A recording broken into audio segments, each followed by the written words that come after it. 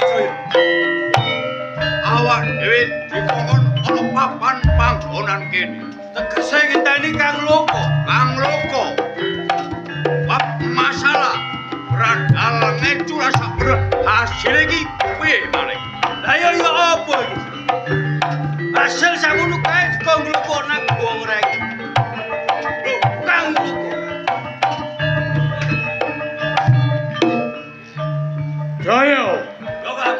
Sukra. Iya, Kang. Apa sebabe kowe sakloron? Tak pepander no papan kene. Ngertenono. Kabeh mau. Oh, sapa iki?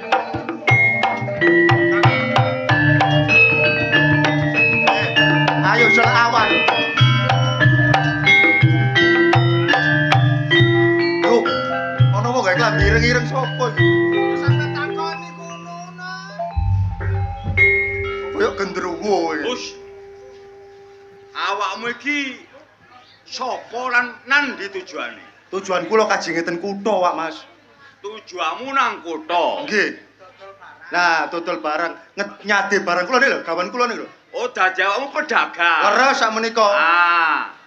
Timbangane ado-ado, barang daganganmu ki kabeh kumpulno tak tebasi. Lho, kan sik sampane sejatine sinten kok moro-moro nebas barang kula niki lho. Lho, aja takok sapa sejane aku. Sing penting barangmu dadi dhuwit iso kulaan maneng. Timbangane ado-ado nang kutha kon. Oh. Iya yo timbangane ado-ado nang kutha palang cek dituku wong iki. Sukro, kandhane ngono. Lagi sampe tuku. Ya ya. Kumpul kabeh. Ya apa, Kang? Rongkon balik. Lah kok niki dhuwitmu ndi? Iki duwe.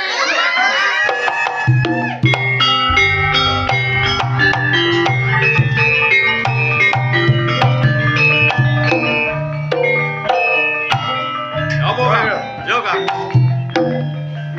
Ngarep aku wis ngomong. Barang kaya ngene lumpukno ing goreng. Apa sebabnya aku iso ngomong kaya ngono? Apa sebabe, Kang? Bener awak dhewe tumindak Allah budi dandala teking jagat gelem bumi sampang dalan ateges bekal.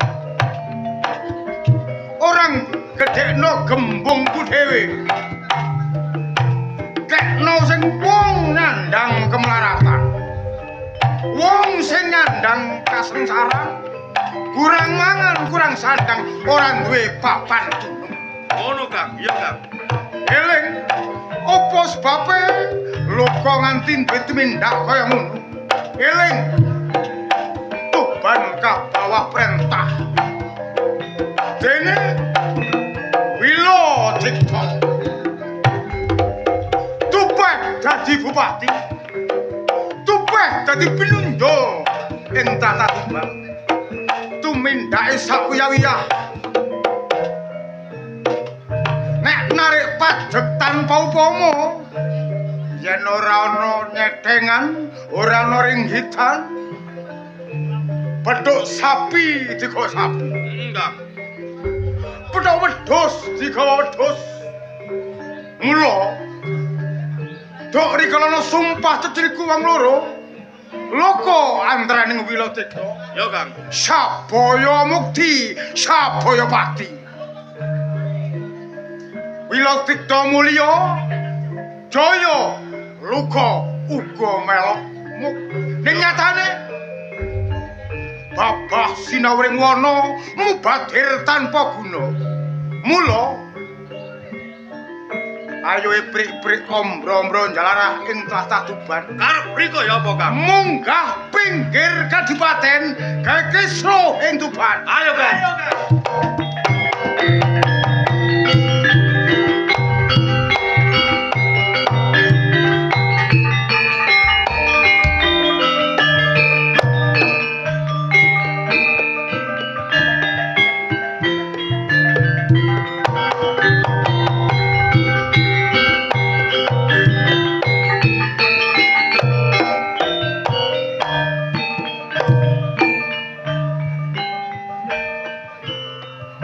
Raden Said ngangklang jagat ider taun jalak paningal.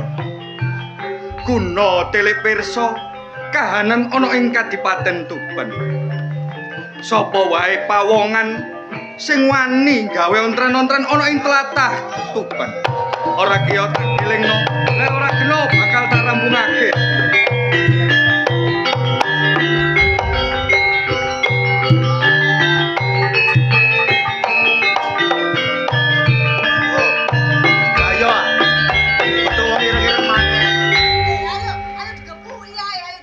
Balane paling balane rasane. Iya ayo digepuki ae. Aja sembarangan.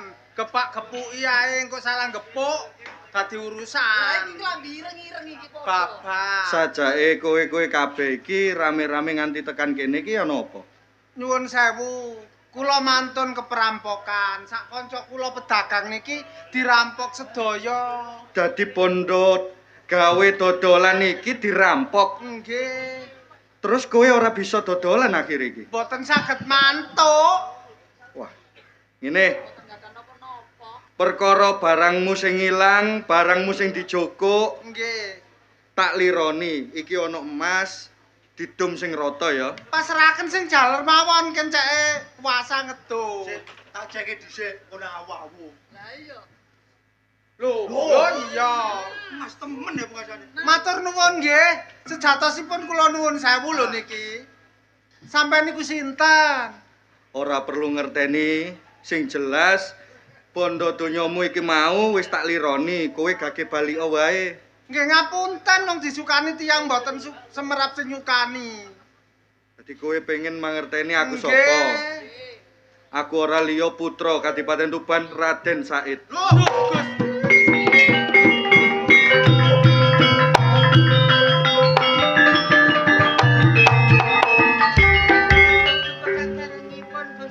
Ampunilah hambamu ini Gusti. Kula wantun ngadeg capu jajar kala panjenengan Gusti. Pidana menawa dumawa wonten jiwa raga kula badhe nyumanggaken kala panjenengan Gusti. Ora ana pidana gawe kowe-kowe kabeh ora ana. Nggih. Sing jelas Nggih. meneh diati-ati anggone nggawa barang-barange aja sampe dibegal. Kaping pindhone gageh nang balik aja liwat dalan sing iku mang. Kuatire kowe kabeh iki kok dibegal maneh, ngono ya? Matur suwun sanget Gusti. Nuwun pamit. Matur sembah nuwun sanget. Hati-hati.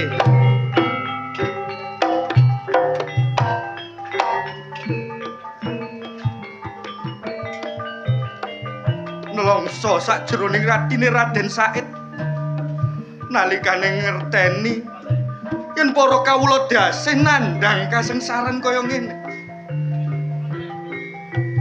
Sopo pawongan sing wani gawe ontran-ontran ana ing tlatah Tuban iki? Ayo. Bacutno lakumu, ayo. Temono iki Raden Said.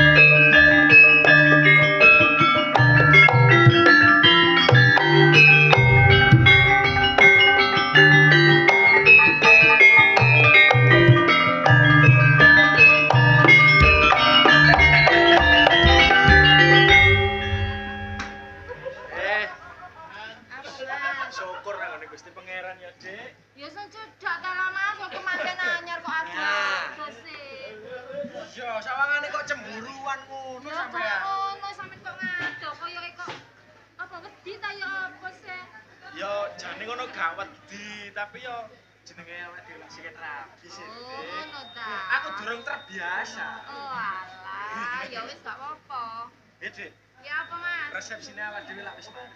Ya wis alhamdulillah, Mas. Nah, terus awakmu kepengin takjak bulan madu ngono kira-kira ya?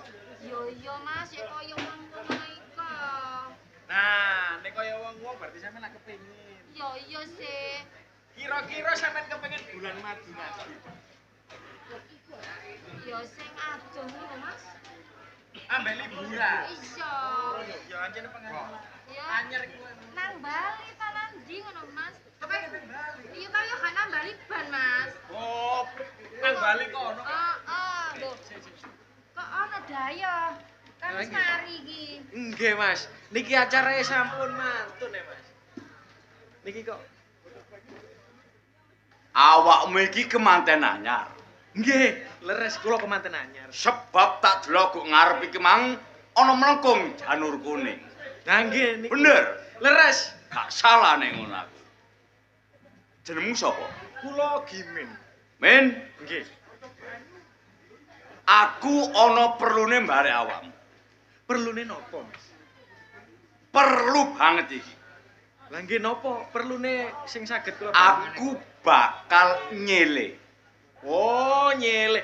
Wong nyele, Dek. Ngene kok iso meneng-meneng ngene apa? Lah nggih, jenengan nyele duit napa nyele barang? Napa pripun? Apa? Duit, Nggih. barang, Nggih. duitku akeh. Nggih. Barangku yo akeh. Lajeng jenengan nyele napa? Tak kandhani, tak omongi. Nggih, nggih. Nyele bar gawene tak balekno. Gak liya sing tak sile bojomu kanggo kakangku Luko. Mas. Iya, Dek. Ojo, Mas. Lah iya dhewe sing Gak manten apa-apa, anyar. dilu. Lho mboten saged wong bojo. Galeno woto, iku mek dilutong. Lho masih diluk niki bojo kula kemanten anyar niki. Sik dereng ngreyen kula. Urung kanggo blas. Dereng. Wah, cocok mapan kebenaran. Disele dilut bar gawene tak balekno. Lho mboten angsal, Mas. Lho. Mboten angsal niki bojo kula Mumpung aku lho ya ngomong sarana apik sarana halus. Saumpama ana kakangku Luko, wah gak karu-karuan kedadeane. Kula mboten peduli niku sapa, sing penting kula mboten angsal, Mas. Tetep ojo, Mas. Kang, wis tak dong sarana apik, tak dong sarana halus.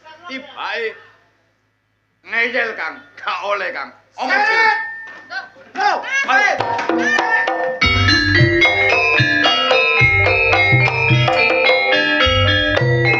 Bojo kula dibeto teng pundi?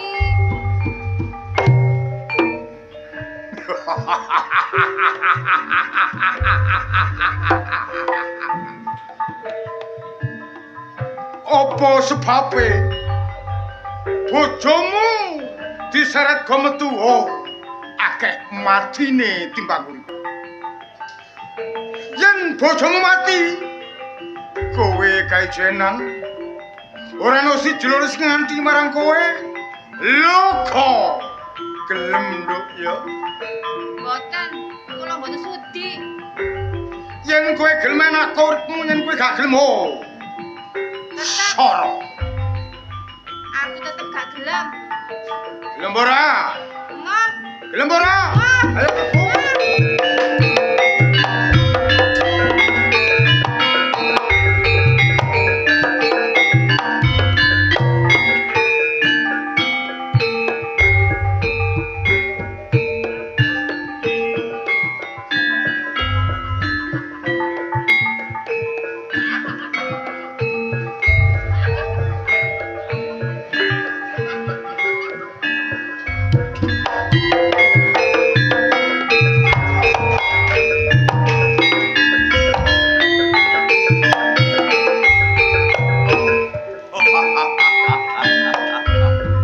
Ben Gimin. Oleo bojomu disele kakangku Luko. Gak ono bakal kedaden sing koyo. Oleh tagak. Mboten angsal. Oleh tagak. Oleh tagak.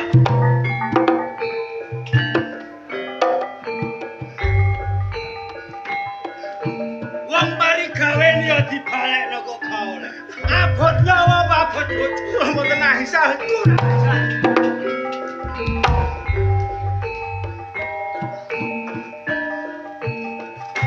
Kurang ajar.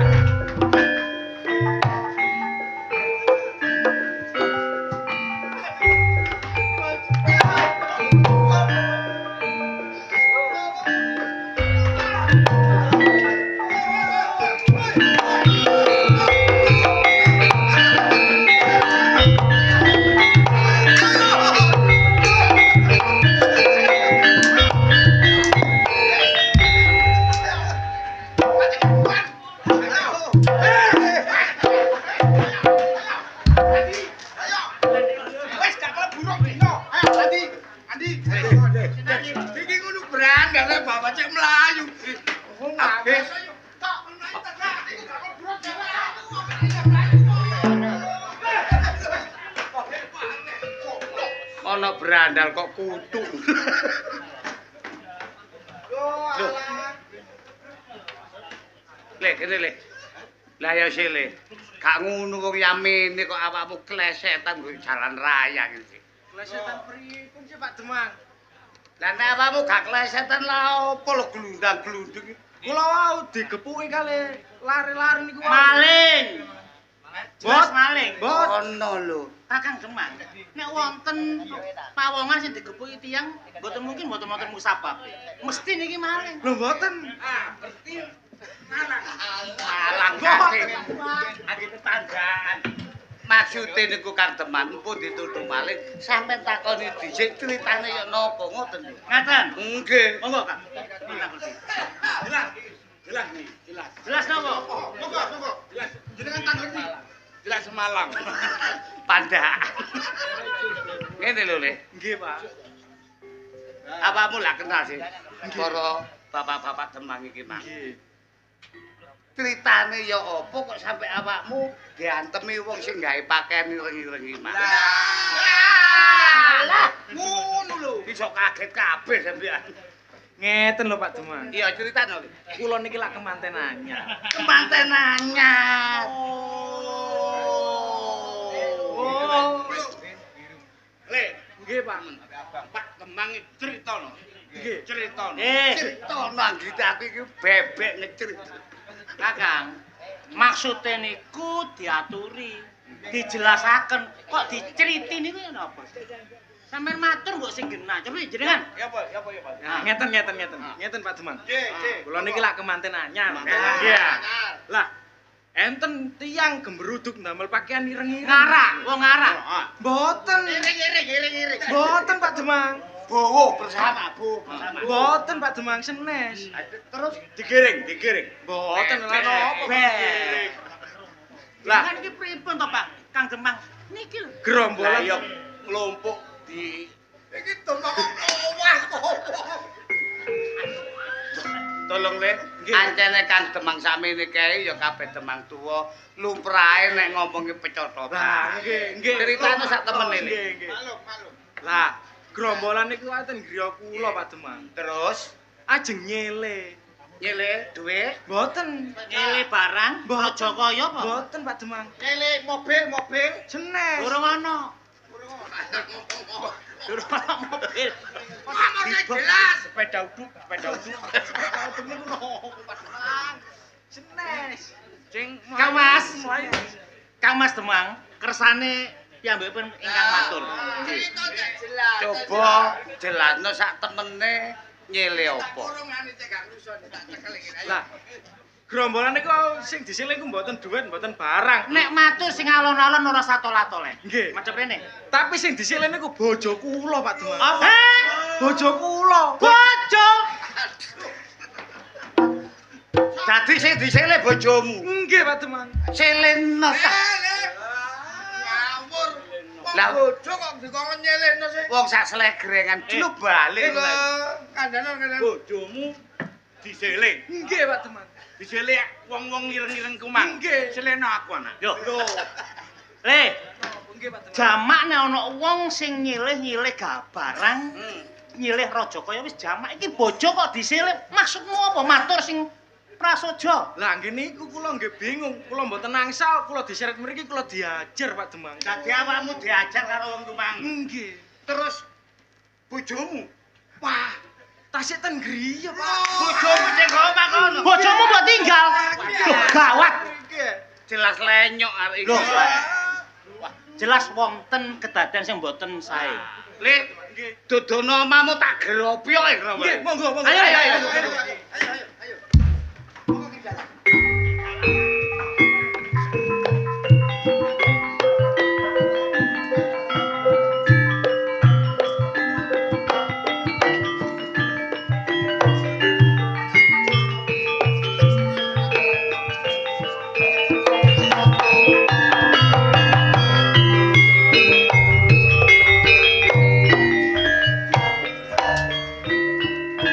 Raden Said nganti gawe klambi sarwa ireng. Guna para penduduk ben ora mangerteni yen aku iki Raden Said.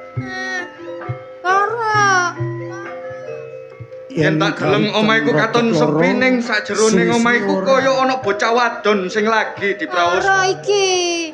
Ayo. Aduh. Coba tak deleng. Tenang. Kaitan krasa gedhe suwe-suwe dadi cilik. Bangsat.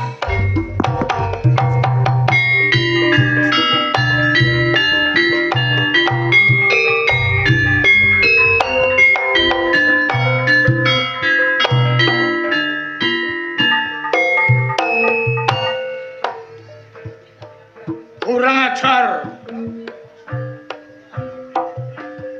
Aku lagi jejagongan ngrasake prawane yo kene. Enek menungso sing ngembari bar aku ndugang saka kuwi. Yo. Loko. 17 manungsa pundhul ngrebdet babasan pikirane. Wong sreati saka panyokra bawaku. Kaya-kaya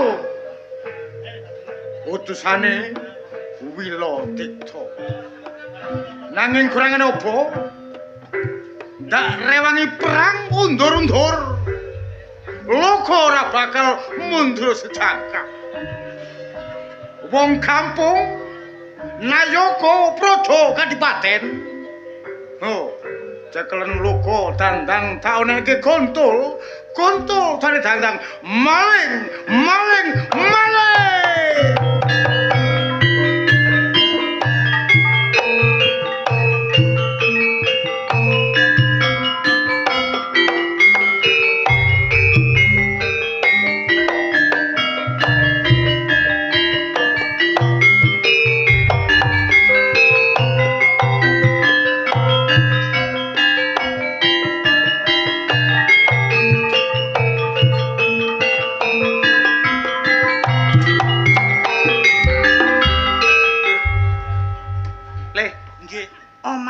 sing ndi iki? Lho, jenengan niku pripun? Lah niki ngapunten Pak, kok lo nyawang. Lah niki lang griya kula, Pak. Heh? Niki. Lah iki nggo omahmu iki. Nggih. Lah ya sing kono ngono. Lah nggih niku. Lah nek iki omahmu lah tak gropi kok kene. Mboten niku. Oh, dadi pojokan niku. Nggih. Waduh. Lawange ngene, Mas. Lah, Lawang ngopo? Pripun? Kang Demang, tolong sampean gropi kok kula cegate kene. Oh, nggih. Oh. Wah, ini pun kecekel. Niki pelakune pun kecekel jelas niki. Kula biak-biak teng jero omah, anake nggih mek niki tok.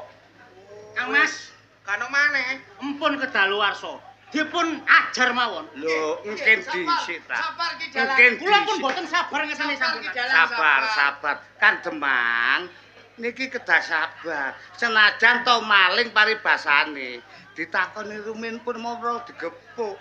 Bener lan salahe ngono. Damel ontran-ontran sampun. Bener. Masih aku yang ngono. Ajar mawon kesuwen iki. Senajan aku tuwek, oh iki wis kudu nyapu wong. Leres Kang Mas. Wani sampe sampe iki. Wani. Kapate wani. Ngene, monggo sabar nggih. Le, sabar dhisik tak takonane. Oh, kesuwen iki. Ojo ngono. Sabar. Mune kesuwen niku nang prek lho. Monggo Kang Mas. Wong pakan ireng-ireng. Kowe jamak ginawe lumrah nek prampok pakan ireng. Kate awakmu nganggo topeng. Mbok pikir demang-demang samene kae wedi. Gak ono sing wedi. Demang iki elmune ora komo-komo. Oh, bener iki, bener. Lah nek awakmu ancene elmumu wis luwih dhuwur teko demang. Wani merampok begal kaya sak pinunggalane. Aja kate mbok tutupi bukan topeng. Ayo, bukan. Lihat. Lah ngono nak. Ya. Loh, Mas.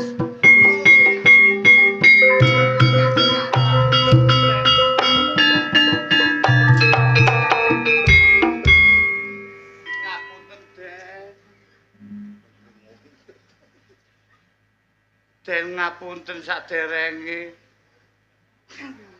Makane gusumpuk ae. Ngeten lho Den. Kula lak nate sanjang kali jenengan Den Mas Said. Jenengan sampun dewasa mbok menawi jenengan ngersakaken lare putri, pundi kemawon kula sanggup nglamar nginang jambe suruwe paribasane. Jenengan dawuh mboten purun. Lah sak mangke wonten kedadosan kados ngaten. Terus yok napa para Demang nasibe mangke? Lah nek jenengan empun merampok kali ngoten, empun kathik merampok. Kula sing marani. Lah nek sampean putra adipati nggak ada kekarepan ngoten, nggak ada pikiran ngoten, merawasa kalih wong niki sanes menungso, patrape menungso sampean, sampean patrape kewan. Bangsat.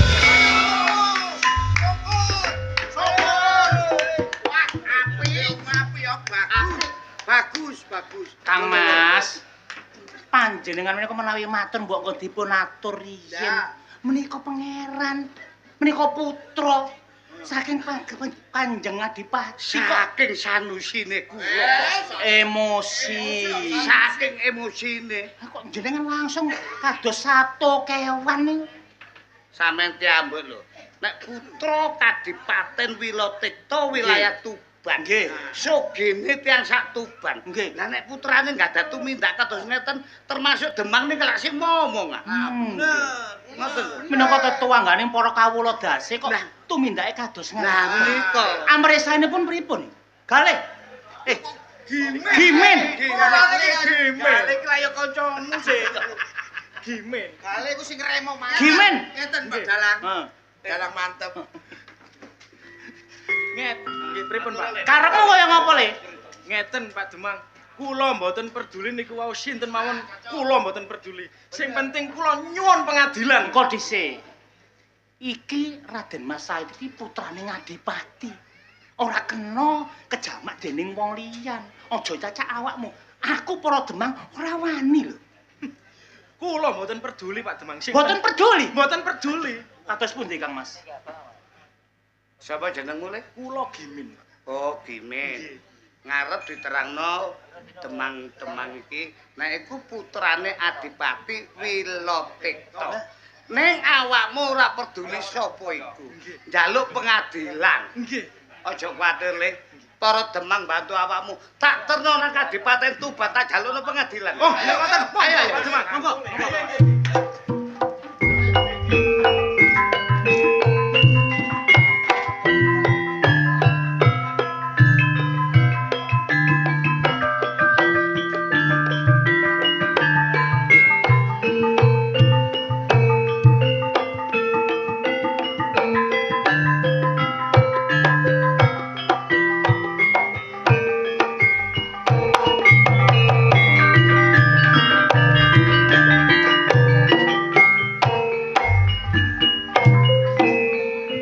Bangsat kurang ajar. Kok wani-wanine ngajar Brandal Sukro. Sing nguasai alas Jati Peteng yaiku Jati wae.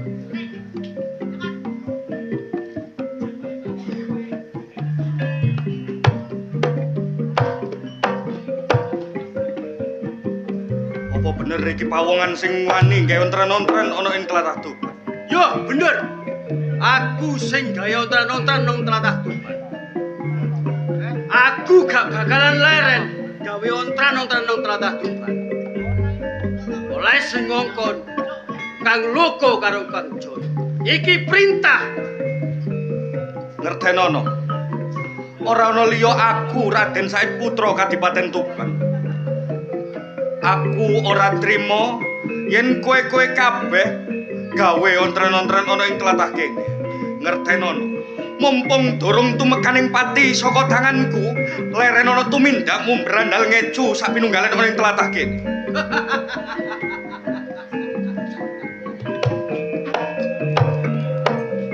Dadi awakmu sing jenenge Putra Kadipaten Tuban. Raden Said.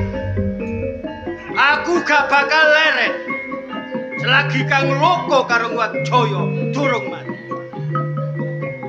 mumpung durung ngenteni ngamuke Raden Said sumingkir saka papan panggonan. Raden Said ngamuk tak kembari budi tak lakon mati saka tangan.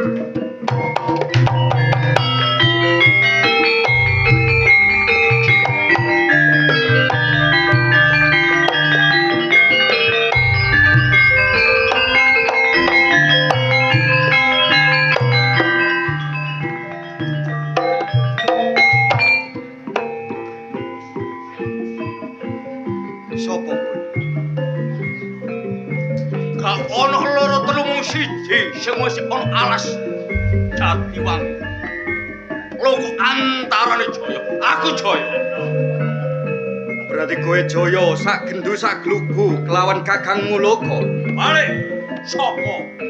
Kang aku ora liya putra Kadipaten Tuban Raden Said. Raden Said. Ananaku brandal ngecura sapununggalane. Wis tak niati uga tak kajati. Aku mbalelo bareng aturane wong tuamu. Kuwi lho, Tikto.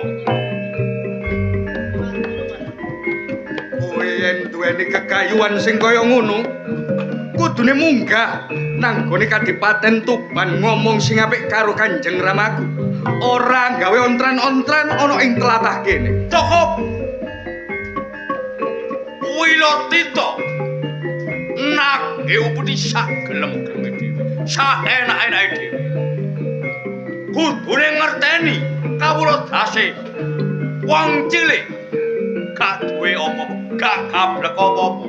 Ana sapi, heret sapi, ana wedhus, heret wedhus. Iku aku gak nrimo. Niatmu bener ning cacakmu sing salah.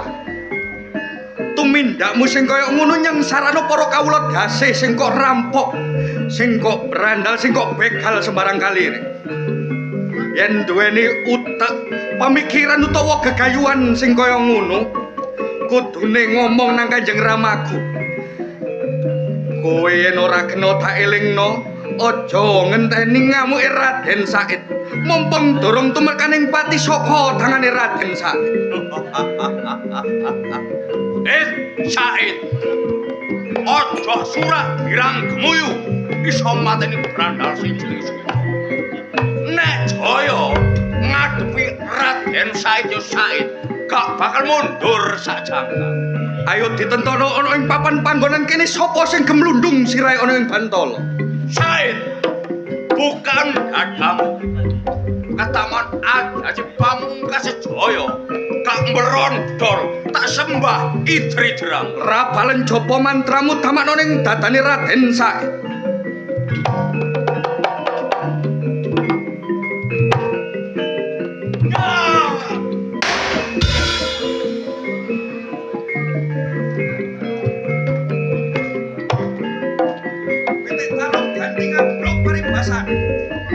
Ganti tampanono aja jine Raden Said bukan dadam. Ojo gede sumpah. Ayo, suntek aja jemu ojo sampai masuk nang jiwa.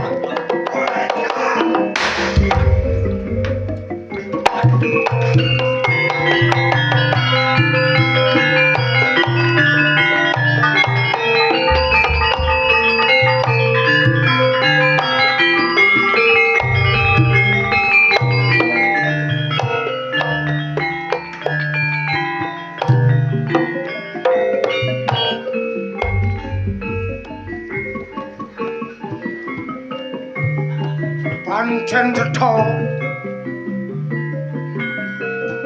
yudhane Said tak sawang saka kadohan bebasan manungsa sekti mahamur saklumeng bumi sakurpe langit iso agawe patine Adi Gusti Jaya. Yen to kowe temekaning pati sing ana kang masmu Loka ora bakal mati. Kowe bisa mulya satemah jati amarga Aji Bandung Bandawasa nunggal sawiji marang ragamu karo ragamu. Mulai dina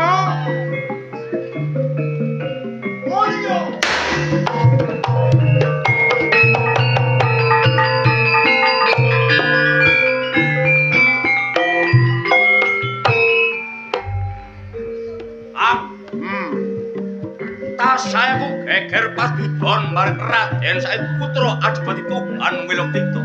Aku rumangsa kasoran, Kang. Pancen bener. Najan sik muda Raden Said.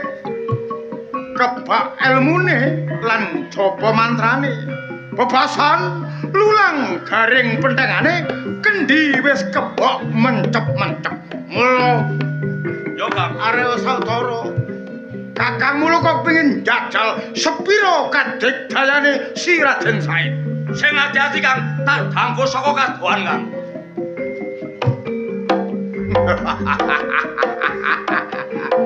Said. Kilo Adipana. Loga lananging jagat. Tanpa tanding atos balunge kandel kulite yen sanyata kowe sanadira kang utama. Loga Adipana.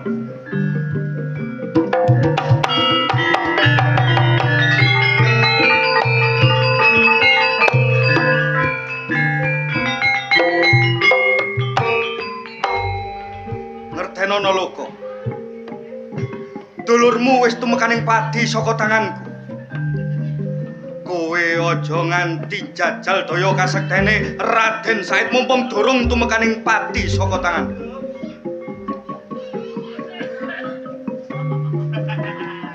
Said. Wis ana benere yen to kowe sabela marang wong tuamu. Nanging kowe ora ngerti bebere. Ora ngerti tumindake wong tuamu. Dupeh dadi bupati. Dupeh pinunjule minangka pangayoman ing Tatuban. Nanging ala bedhete ora nduweni rasa welas marang kawula dasi. Yen kowe duweni kegayuhan sing kaya ngono, kudune kowe munggah ana ing Kadipaten Tuban ngomong sarwa apik marang Kanjeng Ramaku, ora gawe ontran-ontran sing kaya mengkene. Wah, pinter kowe timbangane Loga. Ngertenono? Bebasan epre-epre ombrom-rompit ambutut bedhog bebasane gelandang carang teko pucuk perkara bakal cemburi. Supaya melek mripate wong tuamu. Supaya krungu kupinge wong tuamu. Yen Loga sing gawe ontran-ontran jajal, aku kepengin mudhun lengsere saka dampar Masodanu ing Tatuban. Yen aku ngadep samu jajar sak moto dodo bebarengan wong tamu. Wah! Yen aku kalah cinore kodrat, yen anu menang wong tuamu jebaba dadi bangke. Ngertenono. Tumindakmu sing kaya ngene nyengsarana para kawula dasih. Salah. Yen kowe ngomong nyangsaran kau dasih, rungokno gobokmu takonono. Barang sing tak gawa eling kawulane wong tamu lanang ora iso mbadhok, ora duwe papan dunung. Yen aku ora menehi dadi apa? Roh wong tamu, roh wong tamu. Ning barang sing kok brandal sing kok Joko ora liya ya nggone para kawula. Ya penduduk Kadipaten Tuban. Ngertenono? Sing tak graman, sing tak jalan raya. Kalebu warangka dalem Adipati Patan sugih bondo bandu. Yen kalau dase percuma mubadir tanpa guna. Yen kowe ora kena dielengno. Kabeh padha menungsa duweni hak urip ana ing tlatah kene. Kudu duweni hak urip tentrem. Yen kowe sing gawe ontran-ontran Raden Said ora bakal nrimano. Wow. Yen to kowe gawe pepalang Loga, nyidam Terbalopati tak duwing-duwing tugel wandam. Ayo ditentokno ning papan panggonan kene sapa sing gemlundung sirahe ana ing bantal. Bukan dadamu rapalno ajimu aja nganti tumpang suh. Sambato kelawan nenek moyangmu orang silur sing gawe patimu Loga ketaman Aji Gurda Birawa. Oh, atur sak lawang-lawang. Paman lo aja jawab datane Raden Said.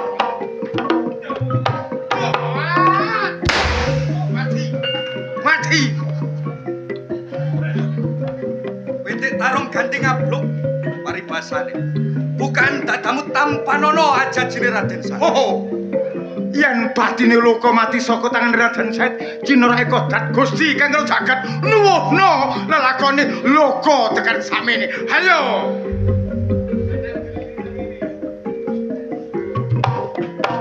Aduh.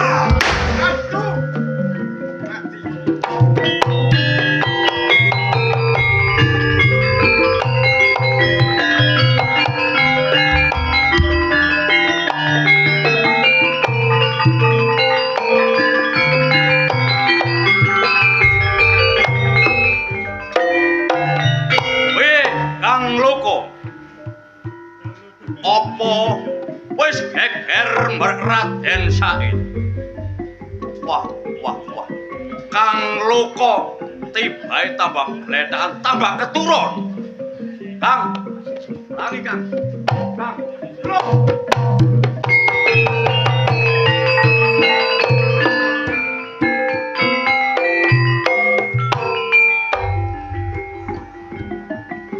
Tibae Kang Loka. Mari padudon mari Raden Said sampai Kang Loka temekaning pati. Eling Kang, Loka kelawan Jaya duwe piandel Bandung Bondowoso. Senajan Kang Loka mati sedina ping 7, nek Jaya sing urip gak bakal temekaning pati sak lawas urip. Kang asale urip balik urip Kang.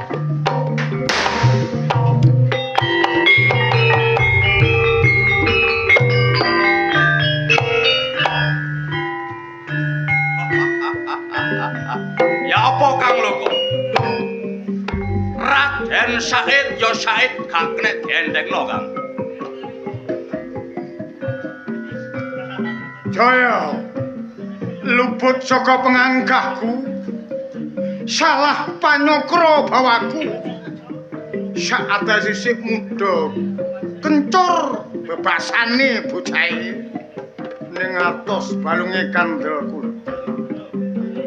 Mesisan no papan kene sesanti, kowe Jaya klan Loka, Sabaya mukti, Sabaya pati. Karepe Kang Loka. Nek mati Said, kowe karo aku mukti. Ya Kang. Yen mati karo aku, oh patine tiba dina iki Sumbaron. Mikir Kang.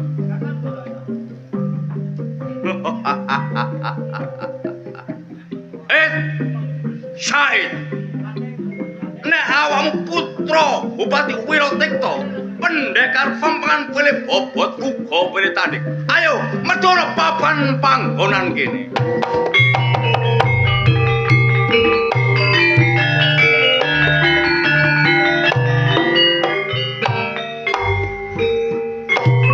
Said,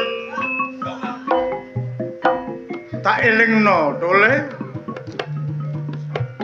Loka serepe nyawa gudange raga matiya sedina ping 7 bisa walya setemah jati. Mula ayo bebarengan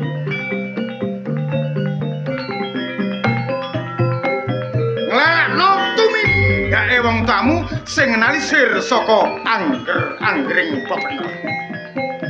Loka kelawan Jaya aja maju wong siji, sakloron rapiaken aku Raden Said ora bakal mundur. Weh, ucapmu kaya-kaya bisa medhekno wesi grigen bebasane. Ya toh. Yen sanyata kaya ngono kekaramu, Jaya nunggal sawiji. Yo, ditamaknya di Bandung Bondowoso anane Raden Said.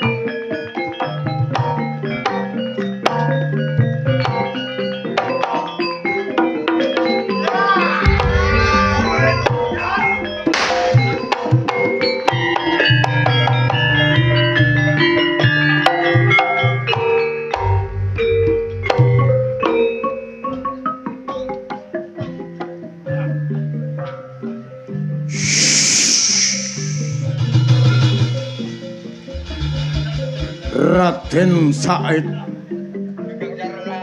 Aku matur nuwun yen to kowe bisa nyuwargake logo antaraning Jaya. Yen kowe ngupat dilayone ra bisa ketemu, aku murca datan lari. Gedening prastiaku ora legoran liyan tumindake wong tuamu, ora noleh wong kang cilik. Mula ayo nono tintingono pikiran sing tenanan yen tumindake loka kelawan Jaya nalisir saka anggaring bebener tumindak ala budi dandala ing jagat. Aja mbok gawe yen bener gawin ora liwat diseseni geter kelan pater bumi ngangkasa suket gegodhongan nok papan kene yen to kowe gelem. Raden Said simpenan kang apik, kowe kudu nganggo peparap Loka Jaya.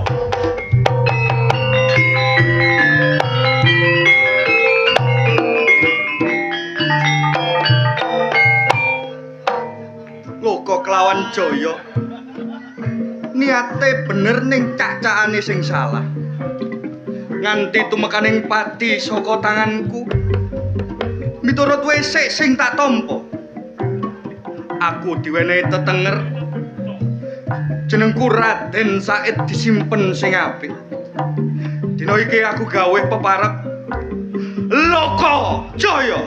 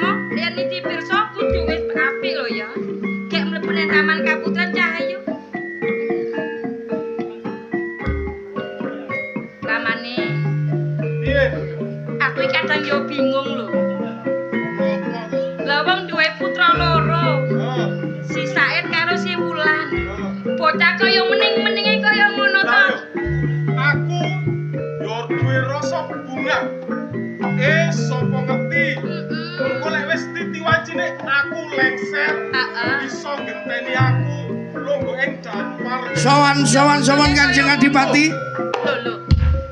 Koyo sing dapat. Apa panjenengan iki ajenge rapat ta ramane?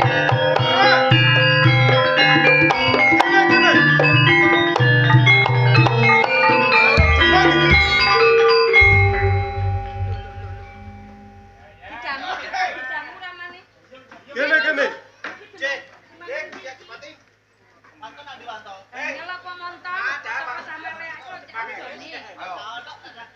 Demang-demang tanpa tak undang, tanpa tak timbali, kok padha gembruduk teka ning pendopo kadipaten.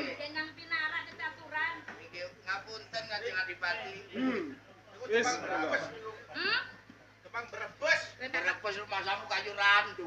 Demang ket sore bakal ngepruki tok. Lho ngeten lho Demang. Mumpung beto alat lho. Nggih, tapi pun kaya ngoten lho Demang. Nggih. Iki Demang pun sepuh. Pun prak-prok. Kok malah gegocengan Malah. kene ngartani sapa? Iki dosane iki Pak. Nggih, Mang. Nggih. Kamu jangan banyak bicara. Tidak, nanti saya sungkan sama Gusti Adipati. Coba Ngapunten. Demang merak urak. Nggih.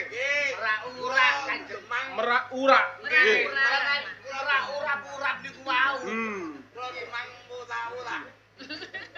Kowe Demang Meteng. Monteng. Demang motong. Demang motong. Coba jelasno. Ganti takon kabeh Demang-demang. Ya riyen ngoten lho Gusti Adipati. Oh no. Jaluk ditakoni siji-siji. Kaya ngoten to. Nek kowe Kula Demang Glindah Tengah. Woi, Gak beton pisan ta. Demang motong, Demang Glindah Tengah. nggih. Sing pojok Aturaken sembah mekti Kanjeng. Sadayanipun kula. Yo.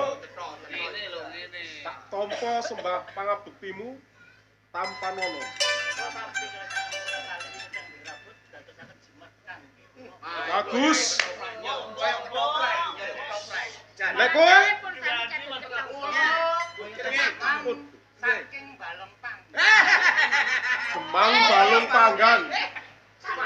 Niki wonten Tlatah Tuban lah, Balong Panggang niki lak gresik mriki. Tuban nggih wonten Balempang. Oh wonten. Nggih boten pirsa kula. Kowe Nggih, ngapunten Hmm. Gusti Adipati nek renteng-renteng cekep tembang niki. Ngomong kok. Ngomong apa? Genak-genak. alon-alon gena-gena. Nggih, ngapunten Gusti Adipati menawi rencang-rencang Demang niki gegojekan mawon. Mergipun rencang-rencang Demang niki nggih ngoten iki. Terus Nggih kula badhe ngaturaken sembah bektine kula. yo Kados niku wae. tak tampani sembah pangabektimu. Karsane Gusti Allah. Kok nganti kersane. Wis. Ya. Ora usah gegojekan. Nggih. Coba jelasno, ana apa sejatine kok kowe kabeh padha sowan ning Kadipaten? Ngapunten Kanjeng Adipati. Sowan kula kalih para Demang tanpa dipun undang kalian Kanjeng Adipati. Yo. Ingkang kula suwun monggo pinarak rumi. Pinarak Oh, rumiyin ngono. Kang Mas. Nggih. Dipun mirengaken tinggalipun Demang-demang menika. Monggo Demang pundi rumiyin. Panjenengan pinarak niku ursane mboten jasa. Monggo Demang pundi kang paling palapuran. Monggo. Ah, kula Monggo. niki. Demang merak-urak monggo maju. Laporane pripun? Niki Demang Espayet niki. Ya. Dereng matur kula ngaturaken sembah bekti kunjuk wonten sapa penjara. Yo, tampani Demang ucok ora le kaya ngono. Matur ya matur sing enak ngomong kadane narik trekem betahe. Kuwi wandane kaya ngono merak-urak kuwi. Oh, Wis watake kaya Bapak iki gak kenek diilangi. Kae Demang Jono ngeklek ae kae. Demang merak-urak. Nggih, Tampani ora liwat puja pangestuku ya tampa nono. nggih. Palapurane. Kula tampi asta kekalih mugi dados jimat seramipun kula. Kaya wayang iki mangke ketoprak iki wayang. Terus pelapurane Apa, Mas? loh, Kaya malah kecocokan. Ngapunten. apa lewat? Pun Demang kembang-kembang mawon. Ayo Demang Glindah Tengah. Montong monggo. Glindah. Demang Glindah montong. Tengah riyen monggo napa montong? Monggo napa? Lidah tengah riyen boten. Nggih, sajoknya rada goblok lho. Ketambang Demang situ mureh-mureh. Ngapunten Kanjeng saderenge kula badhe matur nanging saderenge kula matur badhe tangglet kalian Kanjeng Adipati. Yo, Napa hukum wonten Kadipaten Tuban menika sami napa boten? lho. Piye to kok sik takon? Hukum ana ing Kadipaten Tuban iki ya isih pancet isih padha. Sami kados kala riyin. Saumpami ingkang tumindak ala menika kerabat utawi putra Kanjeng Adipati piyambak dos pundi. Sapa wae sing gawe ala, sing gawe salah neng tlatah Kadipaten Tuban, sing salah ya salah, sing bener ya bener. Kados Mekaten. Mantep sambangun saderenge Kanjeng Adipati. Yo Ngene jare breset. Lah nggih to. Makane kampung Nino kalian iki. Menika Mboten napa-napa. aja ate wedi-wedi. amangke kula riyen kula kersane mboten salah kaprah. Kala wau kula medal saking griya piyambak-piyambak teng Karang Pradesan sareng-sareng kali Demang. Terus Lah wonten radosan kepanggih para brandal kecu. para brandal keju. Nggih, lah ingkang dipun rampas niku sanes donya bondo. Jur apa Lah terus? sing dirampas? Lare estri ingkang tasih dereng sepasar. Lah para demang-demang ki penggaweane apa kok nganti laporan yen ana tumindak sing kaya mangkono? Aku ngangkat kowe kabeh para demang Nggih. sing tak pilih pengpengan pilih tanding. Ana kedadean koyo ngono. Terus kowe piye? Kudune bisa nyilem tahanan to. Sampun sedaya kala wau sampun kula beresaken kalih para demang. Jur. Nanging Matura sing bloko suto. Aja ate tedeng ngaling-aling. lah tumindak prawoso niku ingkang mrawasa. Akhire Wonten menapa to demang balung panggan? niki babakan kawibawan Kadipaten Tuban. Ampun bloko-bloko. Jane kok gawat sanget to ya ora. Ayo. Niki ingkang dadosaken niki sinten? Niki tasih kerabatipun Kanjeng. Leres. Ah iki merak ora. Leres. Napa dawuh niku? Balung panggan. Demang niku. Niku leres. Nek pinanggih kula mboten ngoten. Piye? Napa mangga? Lah demang iki piye palapurane? Kantuk bloko. Nanging niki Kadipaten panjenengan kedakan saged ngunjung pun mendem jero Kanjeng Adipati. Bloko bener demang. Nggih. Senajan putra Kadipaten, kerabat Kadipaten, nek salah tetep dipun uga kula ngertos. Tapi salah Jane sing dibahas iki apa to ya? Ayo. Gegeran padha demang. Lek niate lapor nang lapor Bloko Suto, nang ditulungne masalah dadak geger. Lek niate gak ngadi demang preyo. Sabar. Bawane Kadipaten. Mengke rumiyin to, ket wau sing dibahas kawibawane Kadipaten Tuban. Sinten ingkang tumindak kok malah geger piyambak. Sing jenengan gegeraken iki napa? ya napa? Ngeten Kanjeng. Kuwadih menawi mangke sampun bloko. Iki panjenengan kekalih lingsem. Demang Lengsemku balung ki panggang. ning endi? Lengsemku ning endi? Lho, kok dibalekke Wis, Ndang. maneh? Omongo ora usah tedeng aling-aling. Bloko suto ning ngarepku. Mekaten nggih. Ingkang tumindak ala kala wau wonten malih. Pun kula mboten saged mikir. Monggo jenengan mau. Den Masaid.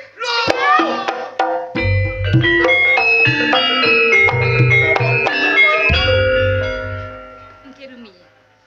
Kowe aja celometan lho, Demang.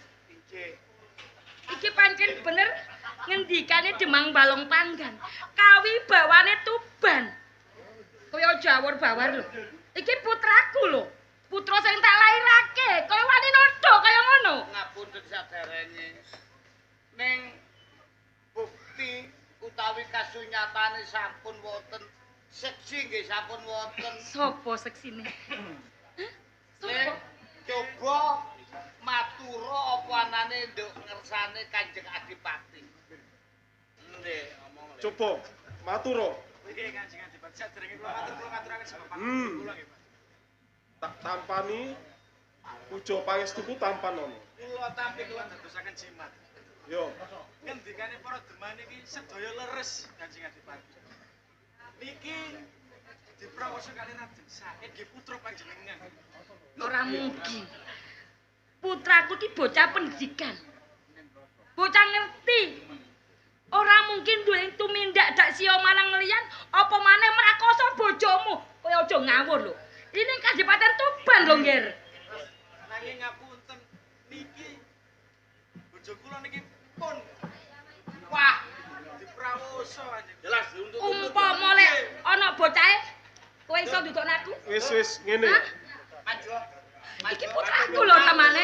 Ngene, Aku sing Bune. lairake. Ngomong terus terang. Jelas awakmu diuntut-untut ya. Kowe diapakno? Karo sing mau. Iso iku lho. Wis ngene Bune. Bab perkara iki ora bakal mari lek si Said ora diceluk. Coba dawono Said kon teko mrene. Akhir rumiyin Kanjeng. Samu barane kok wonten bukti kasengatan. Yo, Napa dipun preksa riyin? ora apa-apa. Kanggo bukti visum lek kanggo wong saiki. Ayo, sapa sing priksa? Periksakno. Aku pingin lo buktine. Terno ning pasanggrahan, terno ning tabib. Aku ra trimo iki. temenan Iki putraku. prawoso apa ora? Nggih, laras. Nek putrane panjenengan. Ayo umpami gak ada tumindak sing ngatos-ngatos. Nggih jelas mboten pantes. Yo wong putrane bupati. Ning lek sampe ora bener, kowe kabeh bakal tak copot. Nggih, pun jelas. Piye? Jelas, Piye? jelas nyoto niki. Nyoto piye? Pun tipis. Kan demeng napane. Aja nambah-nambah perkara kowe. Pun tipis. Kok tipis ki tipis apane? Apane, Paman? Apane? Kok nganti diprakoso nganti tipis iki piye to jane? Ya wis, Ora ono wae. Artosipun berarti pun nyoto nggih. Jelas, jelas. Ngaten Kanjeng. ning Berarti ngono umpama awakku yen anakku ning kene, wani kowe kowe tak ngerti iku yen ketune. perkoso kowe. Tekake Paman Demang. Nggih kula celuk. Paman Demang pagi. Nanti bali. Aja gare aku muring-muring padha.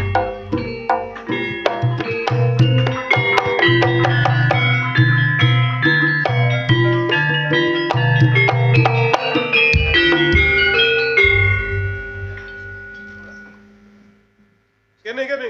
Nah, leres niki. Niki tiange, nggih niki. Iya tadi. Si kalem Raden Said, Nggih Kanjeng Rama. piye? Kowe saka ndi wae? Samenika Kanjeng Rama, Hmm? saderenge kula matur kula ngaturaken sungkem pangabekti mugi konjuk Kanjeng Rama. Yo, tak tampani ora liwat puja pangestuku tampanono. Mugi Kanjeng Ibu semeh pangabekti kula mugi konjuk Kanjeng Ibu. Ya tak tampa ora lila. Raden Said. Tampanono yo nggih. Kula tampi mugi dadosaken jimat. Sik ramane kadangune putrane. Coba dangun. Said. Pirayo putrane ibu to nggih. Palapurane para demang kabeh. Iku bener apa ora nggih? Napa Kanjeng Ibu? Kowe mrakoso bocah saka desa. Jur kowe iki pek pilih barang liyan. Apa kurang bondo dunyane Kadipaten Tuban? Kanjeng Ibu. Sakmenika kula olah kritaning peperangan kalian para prajurit Kanjeng Ibu. Ditembali Kakang Demang.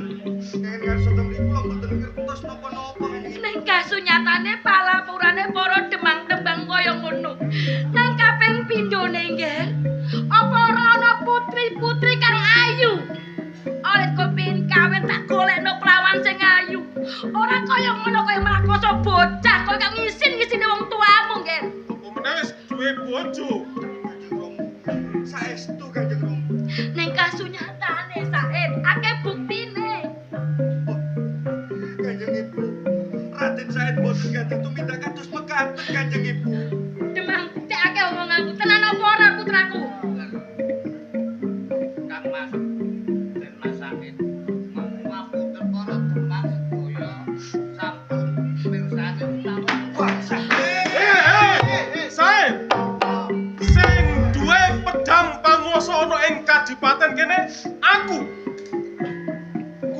aku sing iso ngadili para demang-demang lek ancen kabeh demang iki ngomonge ora bener. Ning Raden Said boten gadah tumindak kados mekaten Kanjeng Rama. Kasunyatane, Gen. Kasunyatane kabeh wong kono yen kowe iki mlakosa bocah kuwi. Kowe kudu mesake marang Kanjeng Ibu to, Ora sampe Said. Kanjeng Ibu. Said kowe trae darah biru Romo mulai cilik nganti kowe gedene sakmene ora tau nguruki kowe ala. Kowe dididik karo para begawan. Piye carane tata negara, tata praja ning gedhe-gedhe kowe gawe lingseme Rama, gawe isine Rama. Ora kena gawe contoh kanggo para kawula dase. Said ayo ngono martenono. Aku ramamu ora sutek duwe anak kaya kowe. Minggat teko kadipaten kene. Minggat. Minggat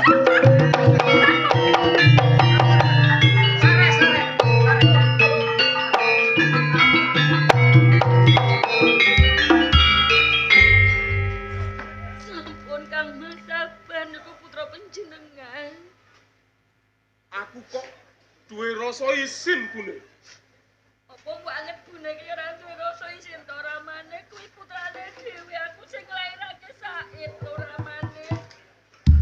Yo. Wis piye maneh Bune? Wis kadung kejadian.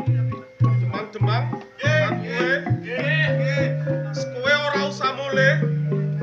Kowe tak wenehi penggawean ning Taman Kaputren. Demang-demang kabeh. Wis kono padha ngasuh dhisik. Nggih. Padha dahar ning mburi.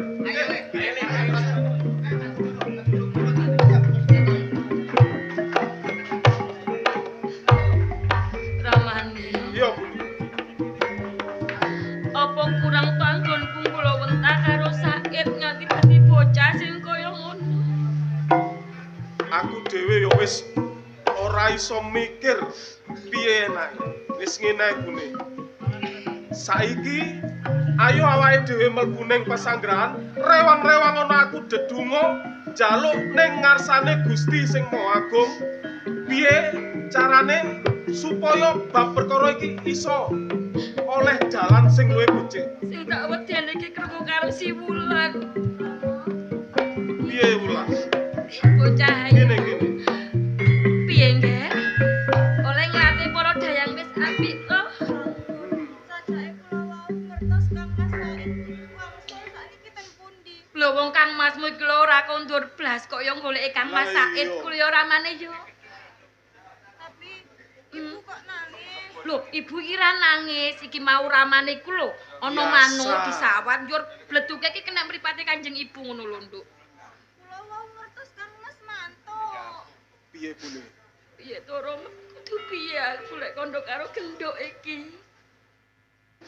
Kowe sing wong tuwa wedok wis gak apa-apa.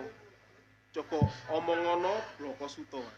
Ngono ta Rahman. Aku sing gak tega lek ngomongi karo Rasa Wulan iki. Yo tak kandhananane.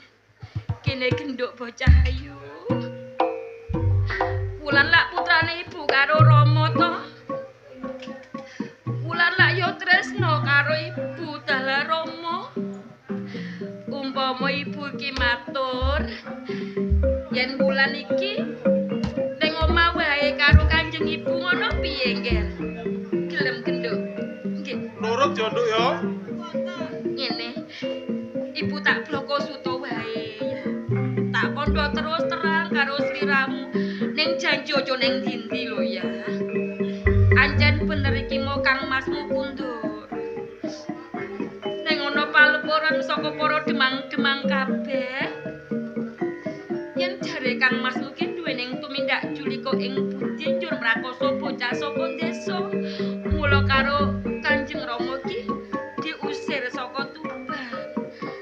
Dadi wulan ning omah wae ngancani ibu ya, Nduk ya. Genduk. Terus genduk arep nyapo?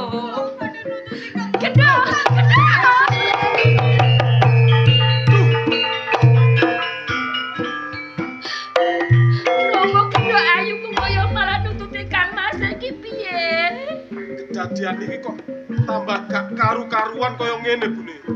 Jur karepmu Kang Mas piye iki? Ya wis, ayo ae dhewe mlebu ning pesanggrahan. Nyuwun dedonga ning marang Gusti sing Maha Agung. Kaya ngono. Monggo tak dherekaken Kang.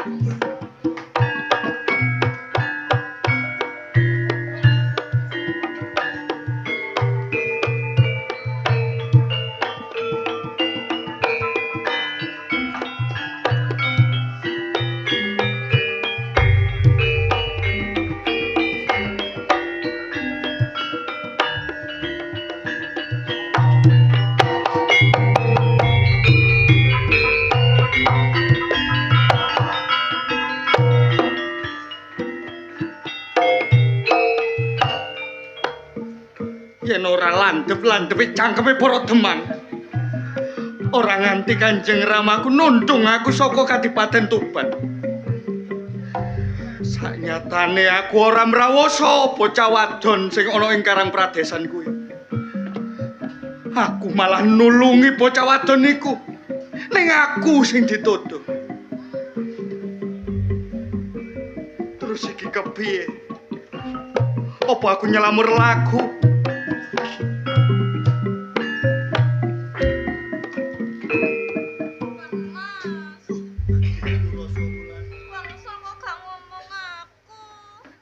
Kowe dadak melu ngetutke masmu iki arep lapo? Aku mau mlayu goleki sampean. Walah, Di. Ngertenono Kang Masmu iki wis ditundung karo Kanjeng Ramamu. Kowe ora usah melu-melu. Aku pengen melu sampean. Adikku Rasa Wulan, Kang Masmu iki perjalanane ado, kowe engko dak pegel. Piye engko lek pegel?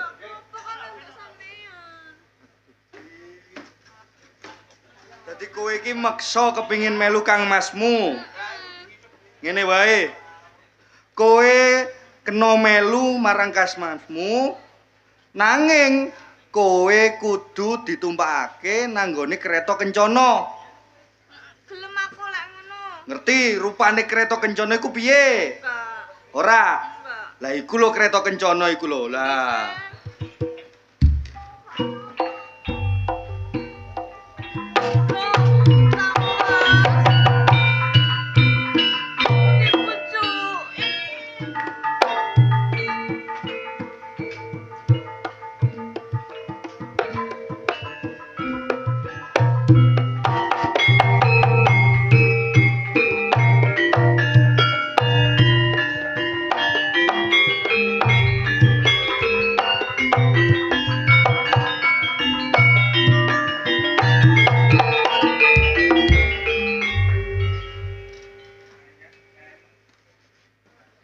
Nyuwun sewu Bapak Sunan. Piye? Rumaos kula sampun tebih lampahipun Bapak Sunan kalian kula. Kula mboten ngertos wonten wigatos menapa ngantos wonten dugi papan mriki, Bapak. Kowe tak jak mrene iki bakal tak kandhani. Nggih. Kowe lak tau ngomong nyalonake kepingin dadi Dewan Wali. Leres. Tak kandhani ning kene iki ben ora krungu karo santri-santri liyane. Mekaten nggih. Ngene Maulana, yen kowe kepingin daftarake Dewan Wali ana syarat-syaratane. Syarat-syaratane napa, Bapak? Lakonana tapa ngalong. Sak dhuwure wit-witan.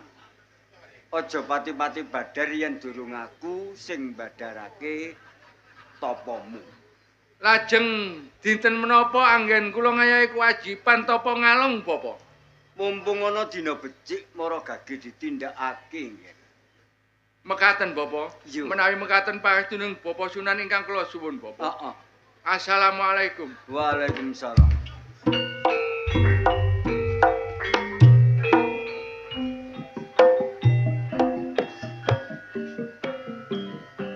Yo, tak dongake muga-muga kasil.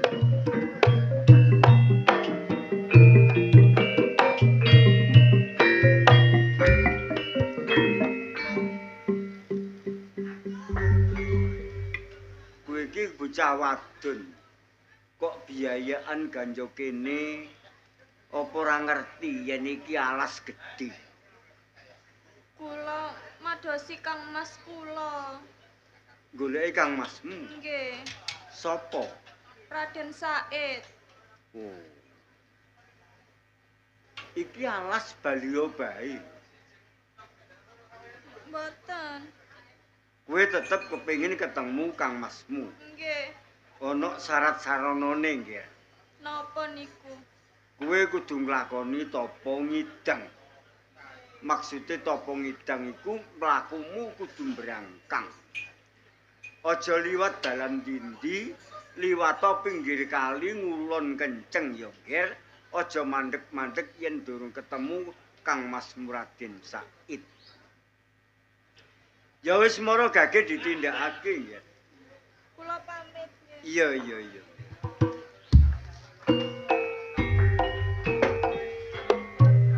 Oh, ya tak rewangi desa madesa, gunung magunung. Anggonku golek jangkepe Diwan Wali. Ning durung ketemu. Duh, Gusti Allah, paringana pitedah, paringana hidayah. Kula pados jangkepe Diwan Wali. Yen tanah Jawa empun enten wali songo bakal dijak bareng-bareng ngedekake masjid ana ing Demak Bintoro. Bismillahirrahmanirrahim. Yen Gusti Allah ngersakno tanah Jawa kudu ana wali songo. Tetep ana wali songo.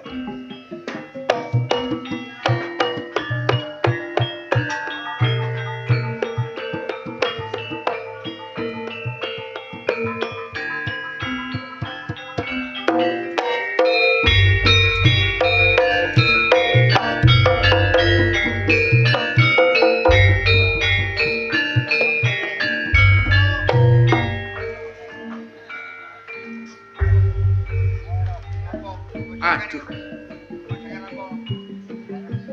Pancen abot sanggane ngembung dauning Bapak Sunan.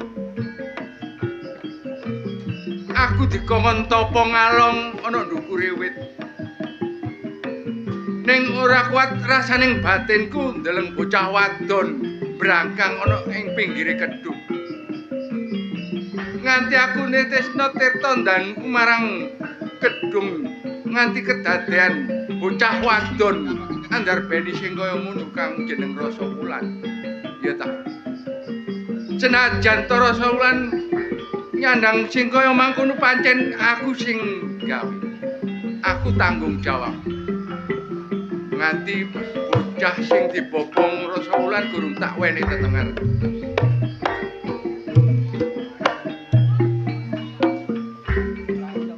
Rasa Wulan, aja kaget rasaning batinmu yen kowe mbopong bocah bayi sing kaya ngono. Kowe ngerteni. Iki ya turahku. Nalika semono kowe nglakoni tapa ngidang sing kaya ngono, kowe ngombe banyu ning tengah kedung nganti kowe ndaden bobot duweni anak sing mbok bopong. Kene tak boponge. Rasa Wulan, ngertenono. Bocah iki gurung tak wenehi tetenger. Seksenono Rasa Wulan. Dikseni geter kelawan pater bumi mewah angkasa. Bocah iki ora tak arani sapa-sapa, tak arani Kijang Celangkah.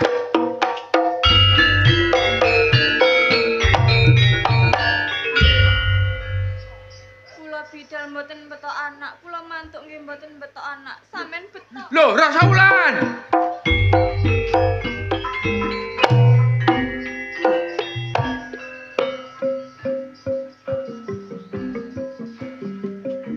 Gak kuat rasaning batinku nyandang sing kaya mengkene. Aku duweni luput apa kang dadi dawuhing Bapak Sunan. Ning ora kuat rasaning batinku ndeleng Rasa Wulan bocah ayu sing kaya ngono.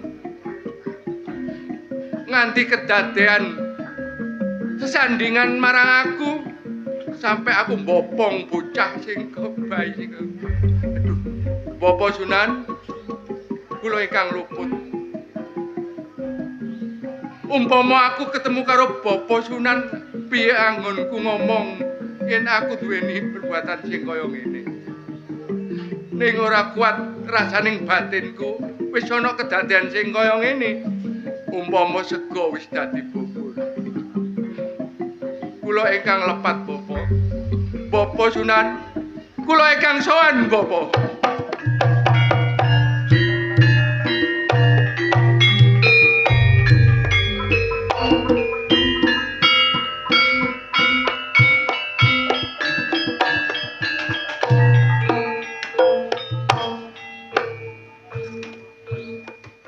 Mancik bumi Tuban gak paten. Kanjeng Ramaku wis gak ketuga mbare aku. Sapa wae pawongan sing wani mlebu sajroning alas Jatiwangi ya Jatipeteng bakal dadi sandang pangan. Brandal kesuwur ana ing alas Jatiwangi Jatipeteng Lokajaya. Putih-putih dadak mlaku rek. Menungso ta sapi? Oh, menungso.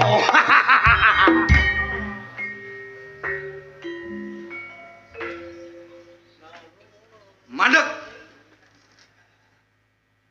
Tekene ana emase. Tekleke ana emase. Wong tuwek kakean karat. Ayo. Kawan rene kabeh mas iku tak gawe mumpung gurung mati saka tanganku. Kowe iki begal ngono apa piye? Brandal kesuwur ana ing alas Jatiwangi ya Jatipeteng Lokajaya. Begal kuwi sudagar-sudagar sing mudhun teko prau, kuwi duwite akeh, mas-masane akeh. Ha kuwi begal aku iki lho sing kok jaluk apaku. Teken ambek teklek iki. Coba-coba iki ya apik iki. Ayo, kon rene kabeh. Iki ana mase ning mung sethithik. Teklek iki ana mase ning mung sethithik. Upama mbok jaluk, mbok dol payu pira, mbok nggo mangan ya kurang, mbok nggo nyandang ya jingkrang. Upama ora tak wenehke piye? Tuh. Kelakon mati saka tanganku. Oh, ngono. Ya. Ngene. Yen kowe butuh emas, aja iki mung sethithik. Tak duduhi emas sing luwih akeh ben mbok dol oleh dhuwit akeh, kowe ben dadi wong sugih. Ndi emas sing jaremu akeh iku? Sawangen pucuke tekenku, Ngger. Ika lho, Mas. Mas, matur suwun monggo.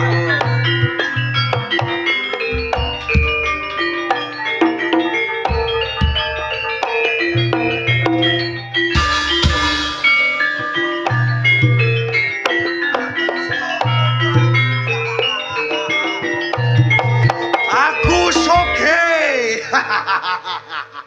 Lu bangsat. Ngomong jarimu emas bareng tak jokok rupane kelaras kolang-kaling karo godhong pupus. Diangkrek. Kaget kowe.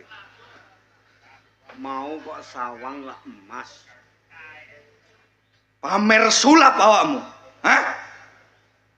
Diampun kok jupuk wujude godhong kelaras, godhong pupus, kolang-kaling. Iki nggugah hatimu, Ngger. Telu-telune wujud iki ngertenono. Ketoke emas kok jupuk kok godhong kelaras. Nyambut gawe iku dilaras dhisik. Nek begal wong iku elek apa apik, dosa apa ora. Kowe wong Jawa kudu duwe tembung tepa slira, tepa-tepak slira awak. nek donyamu dibegal wong atimu krasa lara aja mbegal donyane wong. Sepisan ping pindho ketoke Mas kok jupuk wujude godhong pupus. Maksude ngene nggih, ndang mupusa nak. Mosok kok wong urip iki nyambut gawe ngene wae. Ndang mupus. Menungso iku upama kok srengenge cepak surupe timbang darine. Nang tobat nang Gusti Allah. Njaluk sepura nang Gusti Allah. Ping 3 ketoke Mas kok jupuk wujude kolang-kaling kuwi wae aren. Ya nang eling nek kate mati. Nang tobat karo Gusti Allah. Nang lerenana tumindakmu mbegal. Tobat nang Gusti Allah njaluk sepura dodol sak wayah-wayah mati gak nggawa dosa akeh-akeh. Gusti Allah iki gawe menungso iku dikongkon ibadah. Ora dikongkon dadi begal. Wa ma khalaqtul jinna wal insa illa liya'budun. Aku gawe jin lan menungso mung tak kongkon ibadah. Ora dikongkon dadi maling kaya ngene. Pisan ping pindho. Gusti Allah gawe menungso iku digawe sak apik-apike. Timbangane sapi apik menungso. Timbangane demit apik menungso. Timbangane iblis apik menungso. Tapi elinga menungso bakal dibalekake nang neraka jahanam karo Gusti Allah. Laqad khalaqnal insana fi ahsani taqwim.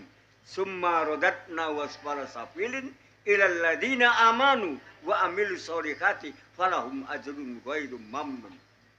Menungso bakal dibalekake nang neraka jahanam mung kejaba wong-wong sing gelem iman lan nindakake amal saleh sing bakal dijoli swarga karo Gusti Allah. Mula nggih sing tak jaluk nang tobat nang Gusti Allah ya nak. Wong tuwek. Aku gak ana urusan barek Gusti Allah. Aku gak ngerti sapa iku Gusti Allah.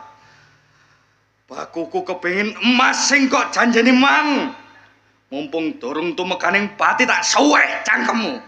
Ya wis, kowe tak kongkon tobat gak gelem tobat ya sak karepmu. Kowe gelem salat Gusti Allah ya tetep Tuhan. Kowe gak gelem salat ya ora apa-apa.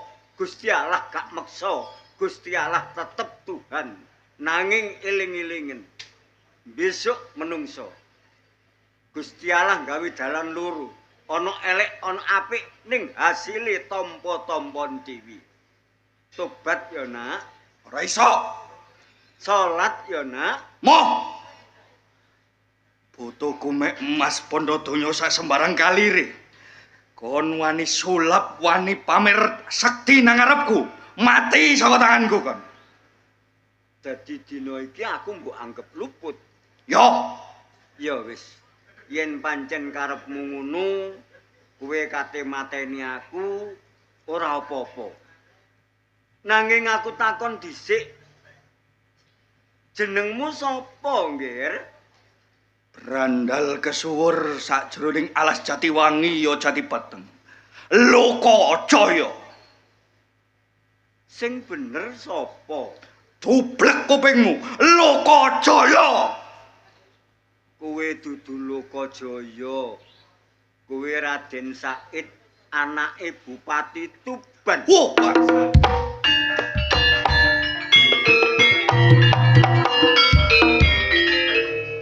wong tuwek. Ngarep pamer sulap sing jarimu Mas bareng tutuk kene rupane laraan kaya ngono.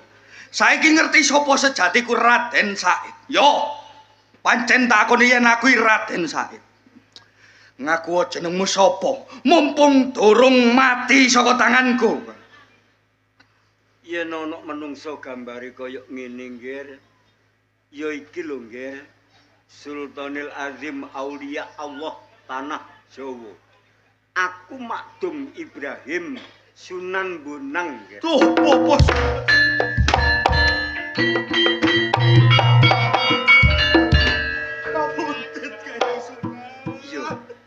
Ora apa-apa, Said. Kula mboten sewenang. Iya nak, iya. Ngadeg wis ngadeg. Ora apa-apa, Nger. Panjen ora ngerti kok ya. Kula nyuwun pangapunten kula kathah dosa. Iya. Kula kepengin dados murid panjenengan Kanjeng Sunan Ponan. Iya, tak sepuro, Nger. Said, yen kowe kepengin dadi muridku, Nger. Kowe tak perintah njaga tekenku ning pinggir kali. Taunana Windanono. Aja pati-pati badar. Yen durung aku teka ning ngarepmu mbadarake tapamu ya, Nggir. Nggih, Kanjeng Sunan. Tampanana tekenku, Nggir. Nuwun pangestu, Kanjeng Sunan. Budhal, Nggir. Tak pangestuni muga-muga kalis ing sambikala. Astaghfirullahaladzim. La ilaha illallah. Muhammadur Rasulullah.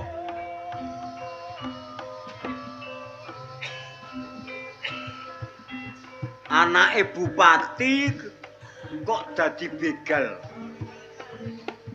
Aja dilokno.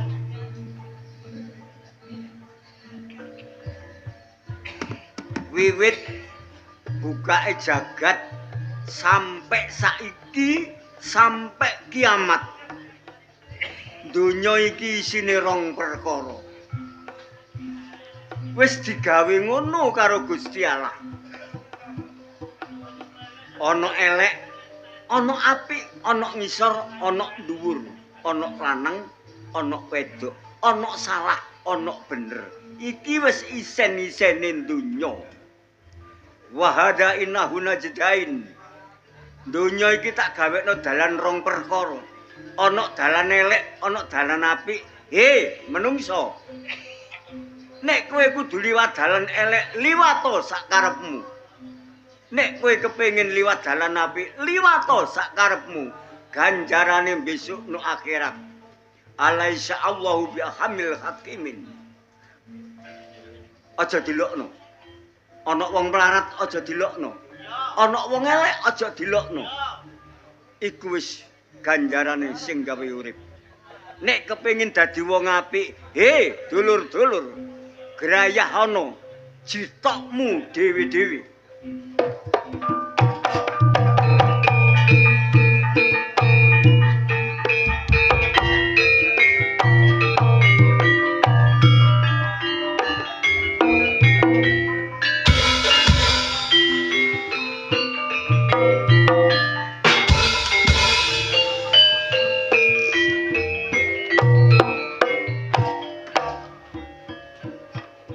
Ana lelakon sing kaya ngene kabeh iki ya saka perbuatanku. Umpama aku kuat nampa dawuhing Bapa Sunan ora nganti ana kedadian sing kaya ngene. Ngalor ngidul mbopong bocah bayi. Yen tak gawe isin ya isin, ananging kabeh iki aku sing gawe.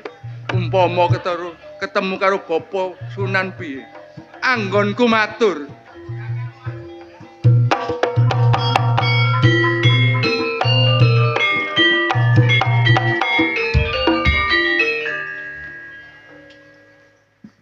Ora usah kathik izin. Kowe tak perintah apa? Tapa ngalong, Bapak? Mergo kowe kepengin dadi jangkepe Dewan Wali. Apa oleh-olehmu? Bapak, saderengipun kula nyuwun ngapunten kalian Bapak. Kula boten ki atas ing manah kula Bapak. Sampun kula ayahi anggen kula tapa ngalong. Ning kula boten kiat ningali bocah wadon ingkang nami Rasa Wulan Bapak. Kula kayuyun ngantos kula mbopong bayi kados mekaten Bapak. Tapa sak dhuwure wit-witan ana bocah wadon ayu tapa ngidang. Mlakune niba tangi kawiyak aurate, ketok kentole kuning, ketok pupune putih, gak kuat ngempet. Keprojolan. Keprojolan Koma Tirtandanu. Inggih. Ana ing sendang diombe bocah wadon, bobot Anggarbini Lahir punang jabang bayi. Inggih kula bapa menika bapa. Ngono kok kepengin dadi dewan wali. Maulana. Roh bocah wedok ketok pupune kuning wis ora kuat. Ngono kok kepengin dadi dewan wali. Lah kowe iki upamane kok dadi kiai, duwe pondok pesantren, santrimu wedok kira-kira iku kabeh mbok tumpaki kira-kira. Bapa, ngapunten, pun gambaraken kados mekaten bapa. Sak menika wonten kabar sing kados mekaten bapa. Yai ngrayai santri ini wonten bapa. Ya contone kaya ning Pati kuwi. Santrine 50 ditumpaki kabeh. Ora pantes. Maulana, kowe duwe keluputan marang lakonmu pribadi. Tobat nang Gusti Allah, ning aku njaluk punang jabang bayi sing ora dosa ora perkara, aja nganti mbok sengsarakake. Nggih, Bapa, menawi mekaten pangestuning Bapa ingkang kula suwun. Iya, nggih. Assalamualaikum. Waalaikumsalam.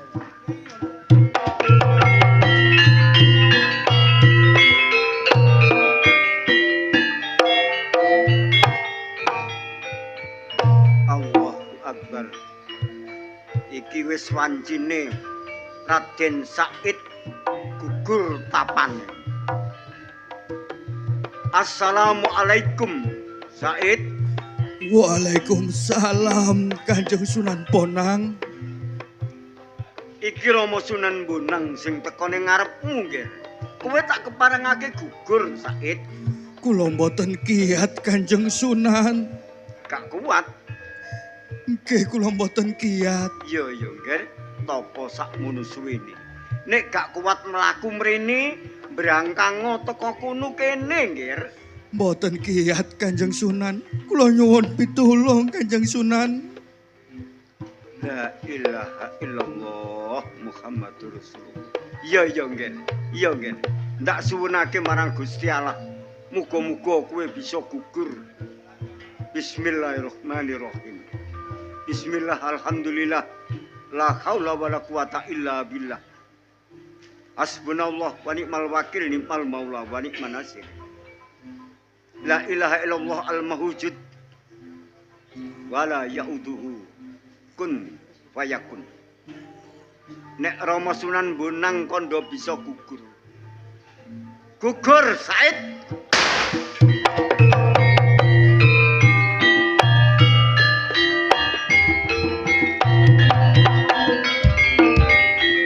Alhamdulillahirabbil alamin. Kene nggih maju Said. Isih diparingi urip karo Gusti Allah ya nak ya. Ya Said, kowe tak keparengake ngadeka nggih. Ngadeka nak. Wiwit dina iki kowe tak akoni muridku ya nggih. Matur suwun Kanjeng Sunan. Engko tak jak nang pondok pesantren. Tak ulangi ngaji sampai pinter ya nggih. Nggih Kanjeng Sunan. Ning nek wis pinter ngaji, kira-kira apa gelem kowe tak dadekake jangkepe dewan wali sing nomor 9 nggih. Kula kathah dosa Kanjeng Sunan. Ya tobat sing temen karo Gusti Allah, njaluk ngapura nang Gusti Allah. Gusti Allah iki Maha Pangapura ya nggih. Innallaha yaqbalu taubatal abdi malam yugorgir. Gusti Allah gelem nampa tobaté menungso selagine nyawa gurung sampe tekan tenggorokan ya nggih. Kula manut panjenengan mawon. Besok nek wis pinter ngaji tak dadekake dewan wali sing nomor 9 terusno perjuangane Rasulullah Muhammad sallallahu alaihi wasallam nyebarake agama Islam nang tanah Jawa ya nak.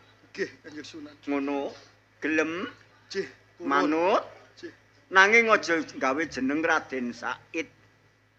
Jeneng Raden Said disimpen sing apik. Kowe tobat sepisanan jaga tekenku ning pinggir kali. Jeneng jaga kelawan kali tak jumbuhake dadi siji. Sekseni jagat sak isine. Kowe nek wis dadi dewan wali sing nomor 9 tak jenengake Sunan Kali Jaga. Allahumma sholli ala Muhammad. Makaten kala wau derek-derek kula sedaya. Pasukatan saking kita arepi seni